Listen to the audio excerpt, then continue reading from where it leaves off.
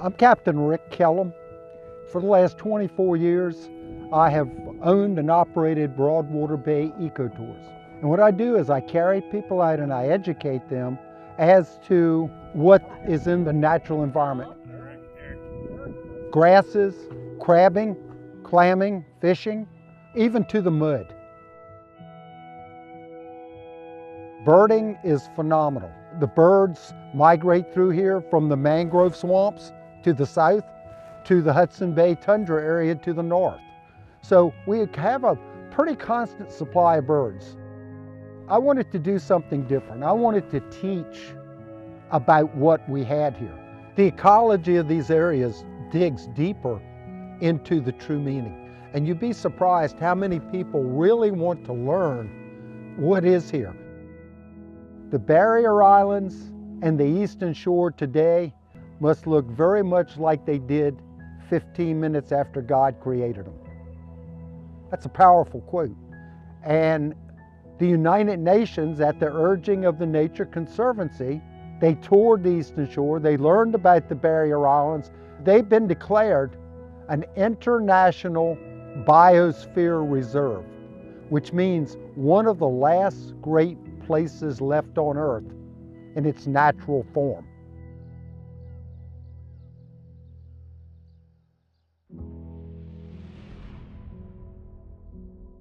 My name is M.K. Miles. I grew up here at Sax's Island. I'm 75 years old. It's always been a waterman's community. It's basically an island. It's remote. The causeway, that wasn't really passable until about 1930, 40. And so it's all been in and out by boat for 200 or 300 years. Tourism at Sax's Island is sort of a recent occurrence. This tourism thing started probably only 20 years ago. And as of today, amazingly enough, we have like 10 Airbnbs here at Sax's.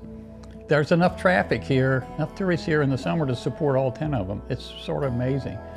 We didn't have a restaurant here at Sax's growing up. Today we have two, Captain E's, Hurricane Grill, and the Sunset Cafe. So it's amazing that tourism is now a big part of Sax's way of life. There's no charge to launch your boat at any of the Sax's boat ramps. It's sort of geographically positioned in the perfect spot to launch a boat and go fishing in the Pocomoke Sound. Our biggest problem here at Sax is sea level rise.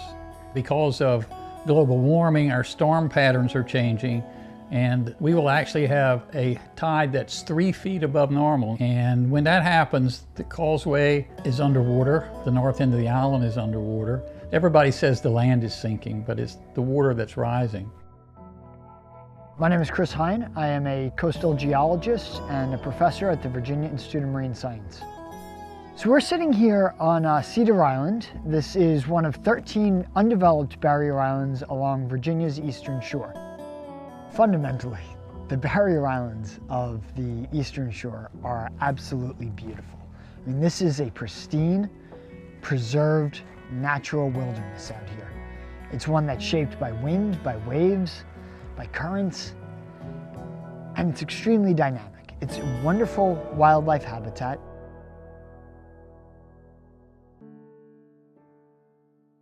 Having this natural environment, these marshes, the seagrass beds, the oyster beds, make for a phenomenal habitat for shorebirds, migratory birds, and make it just a great place for those who want to experience nature in its natural form.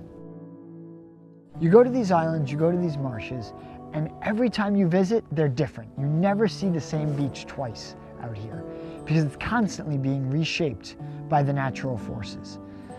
That not only makes it an exciting place to visit, an interesting place to visit, a beautiful, wild place to visit, but also it's that dynamism that makes the habitat. My name is James Eskridge. I go by Ooker, which is a nickname. I'm a commercial fisherman, crabber, born and raised here, but I'm also the mayor of Tangier Island. Tangier is quite a unique place. The folks here are friendly. It's a close-knit community. We rely mostly on the Chesapeake Bay for harvesting blue crabs, hard crabs, soft crabs, oysters in the wintertime. But tourism is helping a lot these days. Tourism is increasing, and we welcome folks to come in and pay us a visit and get to know what we're about. We've got a beautiful beach, usually deserted, lots of wildlife. We're a true island. You have to take a boat to get here. We're about 14 miles out into the Chesapeake Bay, but it's wonderful living here. Over the years, we've lost quite a bit of land. I mean, in my lifetime, there's been huge changes. On the west side, we were losing 25 to 30 feet of shoreline a year, and they completed a section of seawall there in 1989. And since '89, we haven't lost 1 inch there, so it works. We've got the same process going on the east side. It's a long, drawn-out process to get the money and get the help, but we take it a step at a time, and I tell our citizens not to lose hope. We want to preserve it. And when I talk about saving Tangier, I'm not just talking about saving a small piece of land. I'm talking about a culture, a way of life. I would like for it to continue for my kids, grandkids, and the folks coming up after us. And I want this place here for future generations. We are so blessed to have the eastern shore of Virginia, to have the barrier islands, and to be able to appreciate them without destroying them.